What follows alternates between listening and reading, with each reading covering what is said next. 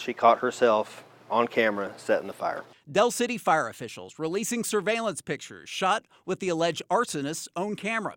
It all started last week. Fire crews battling huge flames in the garage of this Del City home. We knew it was a condemned house. That's why investigators took a closer look at how it started, uncovering a feud between the burnt home's owner and the lady living next door. Things just, things start adding up, being suspicious. Police noticed cameras in one of the home's yards. 59-year-old Annie Durham giving investigators permission to look at her footage, where it turns out she had a starring role, allegedly throwing something on fire over her fence into the neighbor's open side door. It's not a Molotov cocktail, but it was a stick that had a rag or a towel wrapped around it, had some lighter fluid poured on it. But the story gets even more bizarre. News 4 talked to Durham that day, moments after the fire was put out. All I know, I was in the house and I saw smoke, but I was like, okay, maybe everything's okay, they'll put it out or whatever. Fire officials anxious to take a look at the person we talked to. We knew that there was a neighbor that did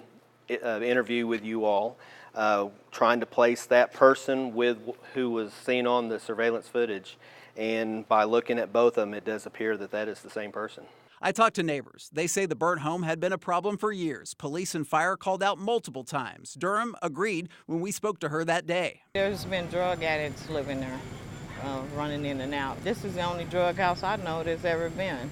In addition, officials say fighting the fire could have been a disaster, finding a flooded basement with 8 feet of standing water. It placed our firefighters at great harm. We could easily be talking about a firefighter fatality. Durham arrested, facing second-degree arson charges. We understand the neighborhood dispute, but you definitely don't resort to fire as a means of conflict resolution.